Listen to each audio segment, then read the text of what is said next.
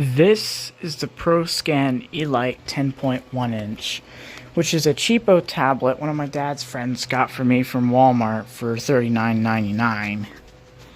It has a built-in DVD player and an exposed SD card slot, along with a couple of buttons. And I wanted to make a short video of how it's been going ever since I got it. Hard to believe it's already been 3 months. Really, it's already been 3 months. So, anyway, so for this thing, for itself, it's actually really good. The screen is not bad. In fact, if there's a little hack for cheapo displays, kind of. So it's a little grainy, kind of, but if I flip it over here, it looks a little better, which is kind of, I don't think it comes out well in a video, but it's one of the hacks I found. But two, it is quite heavy, and I find that to be annoying sometimes, and sometimes I feel like I'm accidentally going to drop it, so, like, I don't really use this thing too much. Four, oh boy, the speakers. I don't think I need to talk about the speakers that much, because they're not great. They get very loud, which is cool, but not great if you're wanting to listen to, like, podcasts or music or anything. But even people's voices don't sound very good on this thing, and that's just kind of a deal breaker for me. But honestly, other than that, it's just fine, because I think that's why it came with free headphones. Anyway, sorry about that. Now, processing power. Yeah, there's not much of it. I will say, it is not as powerful as one of these guys. I will say, it's actually slower than the Kindle. That's kinda sad. Of course, it does have quad core. It's just that all of them suck. But and another thing, it's only got one camera, which is kind of dumb, but also not at the same time, because again, it is a DVD playing tablet. But if it is an Android tablet, you had 10.1. Actually, well, since there's like borders, they basically had what, like 10.4 inches to work with. And what is this thing on the back? Is it a fingerprint sensor or something? Because I can't find a fingerprint setting in the, well, settings anywhere. Anyway, but the camera is not bad. It's not great, but it's also not bad, especially for a cheap tablet like this. Now the microphone. Oh no. So, because the microphone is inside, I think they stuck it a little inside of it, and the microphone's like up here, above the power button, and, which you'll see right here. There you go. I don't know what this is. This is probably a microphone jack to, like, plug in or something. I don't know. There's your aux, which, funnily enough, I actually, oops, I don't want that. You can exploit this thing to use its speakers whenever you plug an aux in, but, like, why would you? The speakers suck. Literally, even, like, my $5 Polaroid speaker sounds better than this thing. Anyway, though, enough of that. One issue I did succumb, though, which was actually 2 months ago, was that if you get, like, any, like, even the slightest of dust, or the button just gets pushed too hard, it just gets stuck. It doesn't do the clicky anymore, because, like, that's what happened to my power button, because listen to the volume buttons. Clicky, satisfying. But this doesn't click anymore. It doesn't click anymore. So, basically means that, yeah, it's a little harder to press the power button now, but I don't really care, because, then again, it still works, so, and plus, it's cheap, so of course, it's gonna fall apart. But another thing is that, whenever you're on a chatting app, like I use 3 to talk to my friends, unfortunately, you can't use the camera. Yep. You can't use the camera. That's kind of sad. So to use the camera, I have to go on the app, screen share, which makes the thing laggy, and then go to the camera, which makes it even more laggy. Fun. But anyway, yeah. Whenever I turn on my camera, which I'll just show you, literally, I can't use my camera. I think it works on some apps. It works fine. But 3, yeah, 3's not having any of it. I've tried flipping the camera on 3 and nothing happens. Of course, this doesn't happen in the regular camera app, but I'm sure if I install a third-party camera app and then open it up, it'll probably do something similar. Another thing I found, the screen recorder. Yeah, people can pirate stuff. Anyway, but this thing, you can just straight up screen record a DVD that you put into it. There's quite a few movies and TV shows on DVD, and literally anyone could pick this tablet up. Heck, somebody could get this for free, for parts. But this just makes it easier for anyone to do it. You want to basically download your DVD to watch it offline? Sure, just screen record it. That's a major security risk. Especially for a tablet like this, I would have at least hoped that they would have implied some kind of security, but I'm not surprised. This is running stock Android 11 Go, and that's another thing. I was actually worried that the Go edition of Android would stop supporting apps, but actually, no. It supports all the apps I use. I think it's just a dumbed-down version of Android, so you don't get as many features and apps pre-installed. And another thing, this thing runs a little bit better on the home screen now, and in general, because there's no entertainment space anymore. Because, unlike a lot of people who just disable it and get on with their day and can't disable it again, what I've done, which I've made a video on how to if you need to watch that, I've made a video on how you can get rid of that if you have a cheap tablet like this. But enough rambling about that. Now let's talk about, oh boy, battery life. Yeah, the battery on this is actually not bad. I don't know the capacity, which if I decide to edit this video, I'll put it on screen now so you can see it if I look it up. But I might be too lazy for that. But if I'm not, then yay, I guess today's your lucky day. Anyway, though, for battery life, I've never been on it constantly until it died. Usually I'm on and off using it. And even that, it'll last like a couple of days before it dies, which is really good.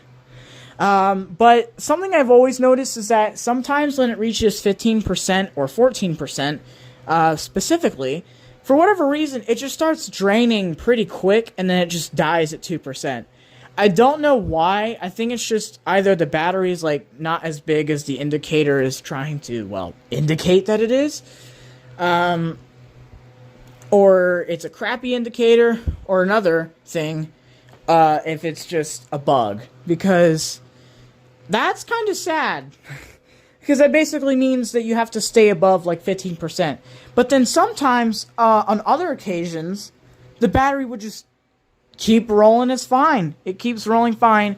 But then when it hits 8%, 5%, 3%, 6%, it just starts draining and dies. It's actually what happened to my Fire HD10 2019 edition before it broke. And although it didn't die at 15 freaking percent, this does. And that's yeah, that's not very good. But other than that, outside of that issue, the battery is not bad. Now for charging, it is USB-C. And I was actually kind of expecting it to charge really slow, because, it's a cheap tablet. And usually these things, charge off of 1 amp or something. But no. It actually charges decently quick for what it is. It takes about 2.5 hours to charge, from what I've tested and from what I've been using it with. Of course, I've not been using it with the original charger, because the original charger is a small brick. I actually have its original charger box and everything right here, just in case, because I have the codes for movies inside there. which are probably going to expire. We don't go to movie theaters anymore. But, yeah. The original charger for this, it'll probably take longer. I don't know, though. I don't want to test it, because I'm actually keeping those extra cords as extra, because we don't have that many USB-Cs that work well anymore. And my parents are, they're either too lazy, or too busy, or a little, or quite a bit of both, to go to the store and get a new charger. They'll be forced to get one eventually, though, once their chargers break, once the cat gets to them. Anyway, enough rambling about stupid chargers and stuff. Now, the storage and RAM.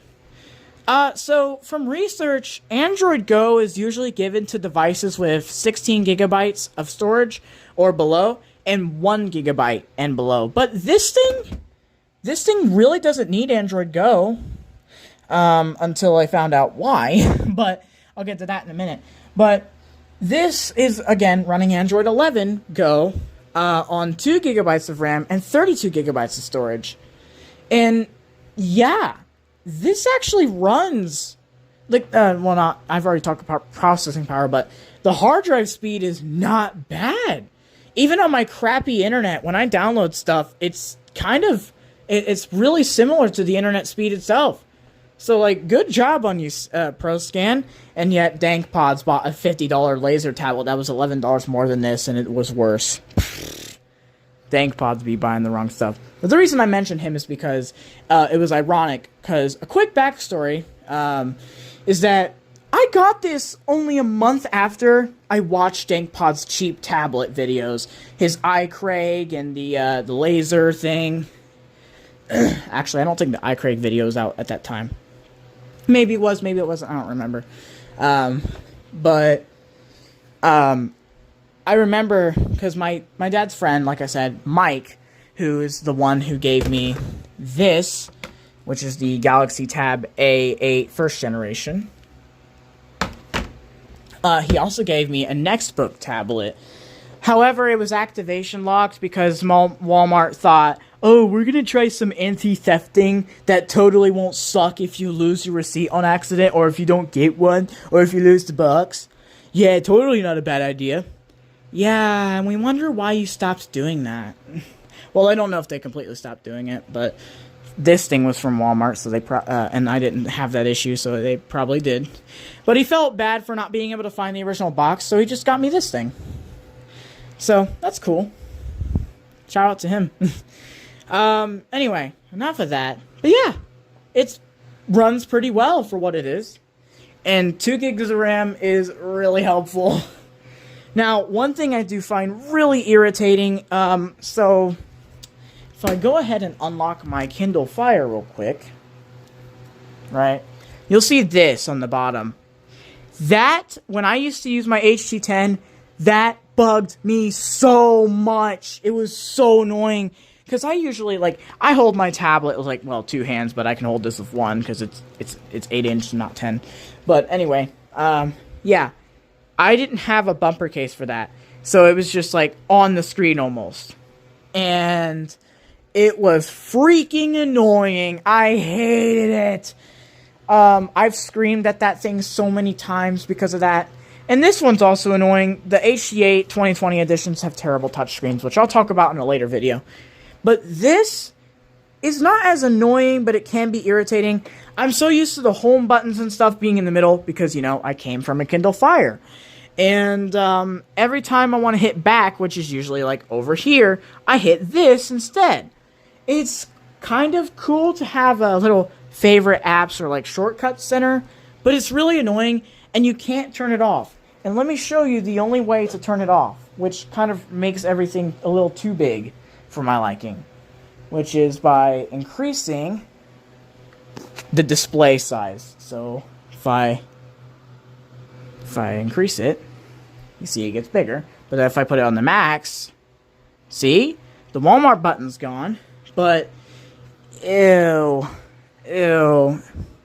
everything's a little too big. I have vision loss, but come on, I'm not that blind. So I usually keep it on the regular mode. And it just stays there. It's kind of annoying. I've tried to look through the settings and whatnot to try and disable it, but it's there. So I'll probably have to find the source app for it or something. I don't know. But for now, it's just going to stay. Now, the gallery. The gallery's not bad. But something that does really get on my nerves is that when I was transferring files over from this thing to get APKs on here, because sometimes the just browser would not work for whatever reason. Anyway. But for whatever reason, when it didn't work sometimes, this thing's file app is hidden. Its file manager is hidden. And instead, you have Google Files, which sucks. It works terribly. I can't actually transfer my files. So instead, I had to download a third-party app. Ugh, not good. And I also started putting music on an SD card for my DSi, my 3DS, and then for one of my Bluetooth speakers because they have an SD card slot, which is really useful. And, yeah, it can get really annoying, but if you know how to get, like, third-party apps, then you should be fine. And if you do, I'd recommend getting that File Manager Plus. It's actually very good. But enough of finally, after all the rambling, what do I think of it? And would I recommend it? First off, I think it's actually a really good tablet. For what it is, it's actually great.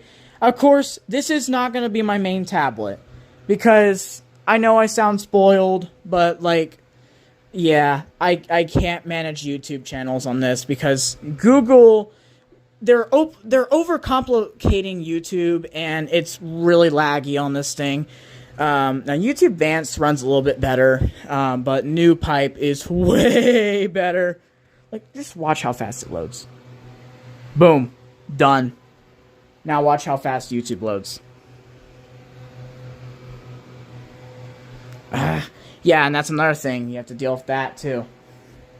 Yeah, and there's all the shorts it has to load. It's also worse on my internet. Yeah, it's not good. But it also, the YouTube drains extra battery. Not too much extra, but it can be an annoyance. But also, would I recommend it? I don't think I'd recommend it as a permanent tablet, because it is a cheap tablet, and although I've gotten lucky with a couple of drops, I don't think this will be very durable. Because of the hinge setup, because the processor and motherboard is separate from the screen, and the screen's not the processor and all that business, if this screen breaks off, shabam, you have nothing. I mean, if you're lucky enough, you'll have a compatible, like, HDMI thing for this thing. But why? But, yeah, this thing is okay.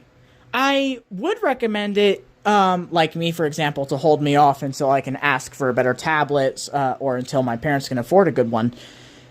But holding you off, or at least, being good enough for at least a year, I think it's good. Really good. For $40, it's definitely better than the Kindle, because, yes, it's not actually as fast as a Kindle, but boy, does it feel more responsive. It's running stock Android, yes, and it's running a new version of Android. And yet the Kindles, these are running Android 9, and yeah, I know the new Kindles, they run Android 11 too, but their bloatware is ridiculously, it ridiculously slows and impacts the performance of them. So those are not good. The Kindles are good for fast charging, because these usually take like an hour to charge, and they're good. But still, I've actually had way less problems with this thing, and this thing felt like my Fire HT10, but better. Well, kind of. Of course, the speakers are not as good, and then the processor, but still, it's a great replacement. So yeah, I hope this rambling video was helpful for some people if they wanted to know more about this tablet, because when I looked it up, it's a little obscure, and no one really posted a 1 year later review, because no one really uses these as a main tablet, and I usually just use it as like a entertainment device. Oh, and one more thing to mention, please, if you do get one of these, try to be careful of the headphones. And even if, like, if your head's a little too big for it, or if you're just adjusting it, you have to be very careful, because this happened to me, which I've made a video about. A couple days ago, I was putting it on my head and I was adjusting it, and these snapped. Yeah, typical cheap headphones for you, huh? Yeah. They still work. Funnily enough, they still work fine, but I'm now scared to keep them on my head, and they don't stay on my head either, because, like, now they're loose. So, yeah. But yeah, finally, after all the rambling, that's gonna be it for this video. I'm gonna start getting back into music for some of you guys who came here from some of my music a long time ago.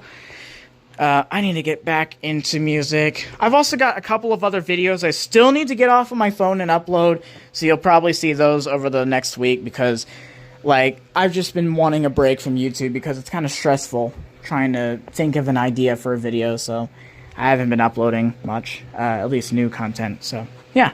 Enough of the ramble, that's it.